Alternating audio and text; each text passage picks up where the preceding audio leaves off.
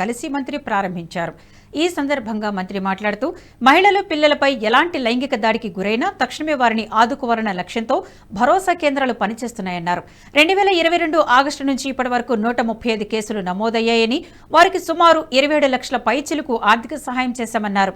మహిళలు, పిల్లలు ఎలాంటి మానసిక వేదనకు గురికాకుండా కాపాడే విధంగా ఈ భరోసా సెంటర్ పనిచేస్తుందని తెలిపారు. ఎలాంటి అత్యాచారాలకు గురైనా తక్షణమే వారిని ఆదుకోవాలి, వారికి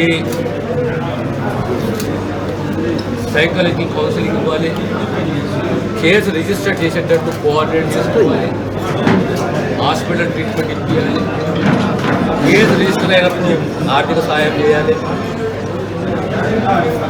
చివరగా జడ్జిమెంట్ వచ్చినప్పుడు సంపూర్ణంగా ఆర్థిక మద్దతు పొందాలి. ఈ రకంగా 2022 ఆగస్టు నుంచి ఇప్పటి వరకు సుమారు 27 లక్షల పైచిలకు ఆర్థిక సహాయము.